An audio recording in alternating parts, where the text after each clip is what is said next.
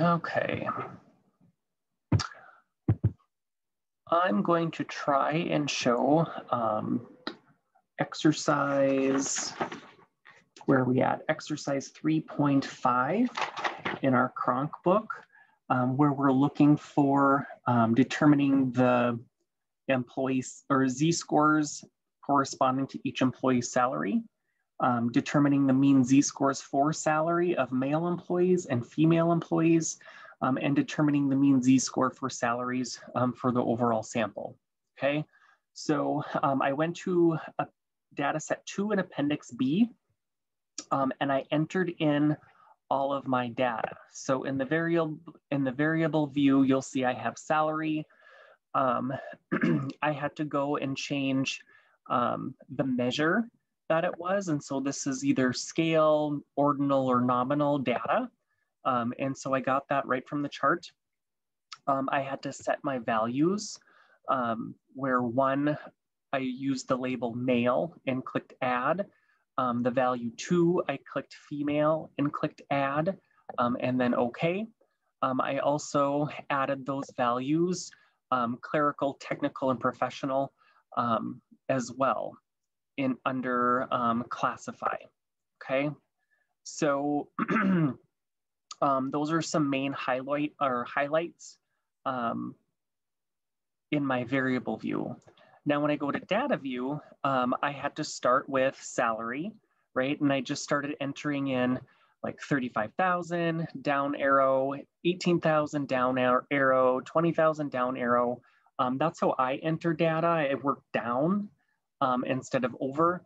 Years of service, sex. So if they were, again, I had to set these values. 1 or 2 signifies male or female. Same thing with the classification. 1, 2, or 3 each mean something like technical or clerical or professional, okay? And then the years of education. So that's what I have. So now we want to try and add some type of a Z-score or find out to try and work towards figuring out those Z-scores that correspond to the employee salaries. So I'm going to go to Analyze, Descriptive Stats. I'm going to go down to Descriptives, okay?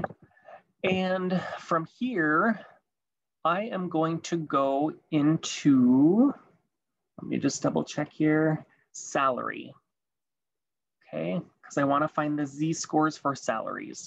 So I'm going to click on salary. I'm going to move that over to the variable.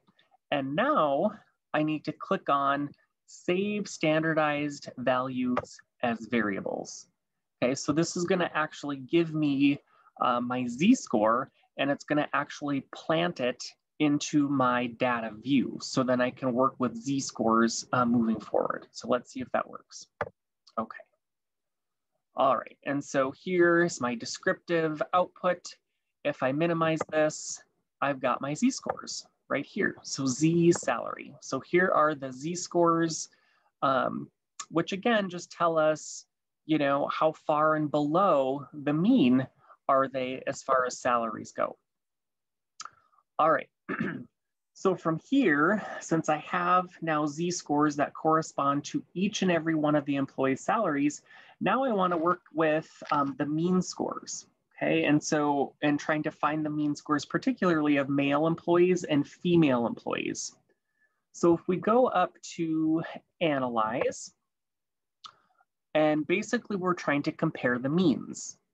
Okay, so if we go to Compare the Means, and we go to Means, okay, now I have a dependent list. And so what is, let's see here, we're working with Z-scores, and so we're gonna put Z-scores up here because the Z-score salary is dependent upon sex or gender, okay? So I'm gonna click okay, and that tells me now my Z-score salary for sex, okay? It's just the processing. I used 12 sampling, so I used 100% of our sample. Okay, and the report down here now, Z-score salary, it has what is the male Z-score for their salary.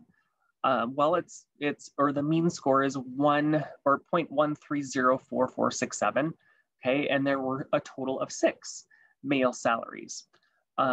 Female is negative 0.130447, which is also a total of 6, meaning that my entire population that I sampled here was 12. I have 12 salaries that I looked at. So their standard deviation then is 1.19 standard deviations above the mean. And for females, it is, the Z-score is 0.849 also. So just a little hint too, let's see here. So to answer the questions, determining the Z-score salaries for male employees. So the answer would be we're looking at means here, not standard deviations. So we're looking at the mean Z-score of 0.130 for males and negative 1.30 for females. And then the mean score, or determining the mean Z-score for salaries of the total sample. Okay, so the total sample mean scores would be 0. Okay.